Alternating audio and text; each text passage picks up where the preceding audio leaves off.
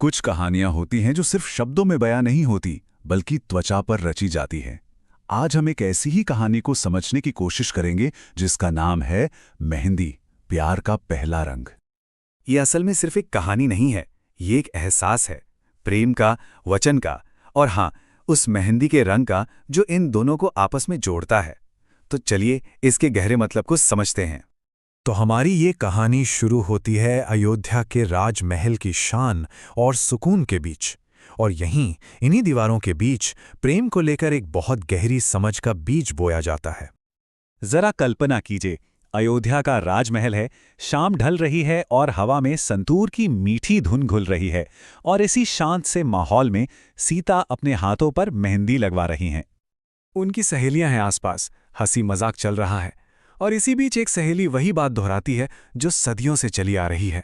वो कहती हैं, माता सीता कहते हैं ना कि मेहंदी जितनी गहरी रचती है, पति का प्यार भी उतना ही गहरा होता है।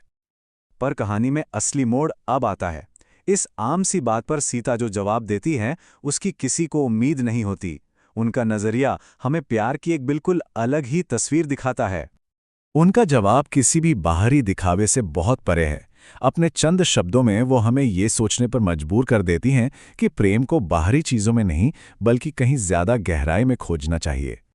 वो बहुत शांत लेकिन पक्की आवाज़ में कहती हैं, राम का प्रेम तो मेहंदी के रंग जैसा नहीं, वो तो मेरे भीतर की सांसों में रचा बसा है। कितनी खूबसूरती से उन्होंने एक बाहरी प्रतीक और एक अंदर की सच्चाई का फर्क बता दिया, है ना?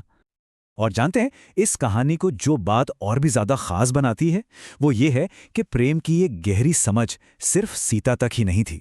ठीक उसी वक्त महल के किसी दूसरे कोने में राम भी कुछ ऐसे ही जज्बात जाहिर करने वाले थे। तो होता ये है कि महल के आंगन में लक्ष्मण अपने बड़े भाई राम से थोड़ा हंसी मजाक कर रहे हैं। माहौल काफी हल्का फुल्का है। लक्ष्मण मुस्कुराते हुए छिड़ते हैं, भैया राम, आपकी दुल्हन की मेहंदी का रंग तो पूरी अयोध्या में चर्चा का विषय बन गया है।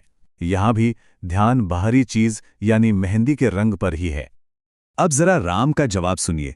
वो बड़ी शांति से कहते हैं, रंग तो हाथों में है, पर प्रेम हृदय का होता है लक्ष्मण। देखिए, बिना एक दूसरे से बात किए राम ने भी वही गहरी बात कह दी जो कुछ देर पहले सीता ने कही थी।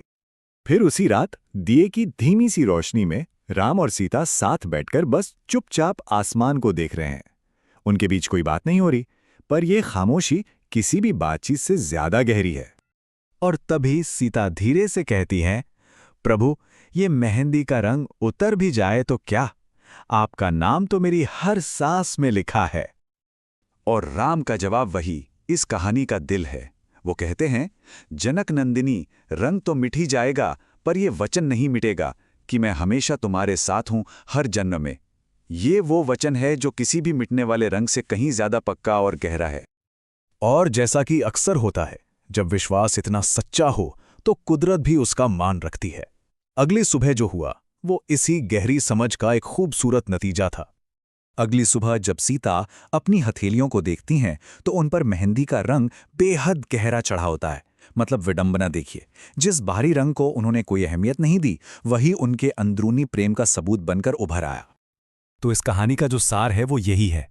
एक तरफ है मेहंदी का रंग, ये एक बाहरी प्रतीक है जो कुछ वक्त बाद मिट जाता है, और दूसरी तरफ है सच्चा प्रेम, ये एक अंदर का भाव है जो हर सांस में बसा रहता है। और यही बात हमें कहानी के असल मतलब तक ले आती है कि सच्चा प्रेम दिखाने की नहीं, बल्कि निभाने की चीज है। सीता के मेहंदी में जो रंग था ना, वो सिर्फ एक रंग नहीं था, वो उनके विश्वास और प्रेम का जीता जागता सबूत था जो आज भी हर प्रेम कहानी को प्रेरणा देता है। आखिर में ये कहानी हमें प्यार को एक ऐसे नजरिए से देखना सिखाती है जो वक्त से भी परे है। एक ऐसा प्यार जिसे दिनों या सालों में नहीं, बल्कि अनंत काल में मापा जाता है। राम और सीता का प्रेम मेहंदी के किसी भी रंग से कहीं ज्यादा गहरा था और युगों युगों तक टिकने वाला था। ये कोई बाहरी दिखावा नहीं, बल्कि एक अटूट, एक शाश्वत बंधन था। तो ये कहानी हमें एक सवाल के साथ छोड़ जाती है कि प्रेम का असली रंग आखिर होता क्या है? वो जो हाथों पर नजर आता है, या वो जो दिल में महसूस होता है? सोचने वाली बात है।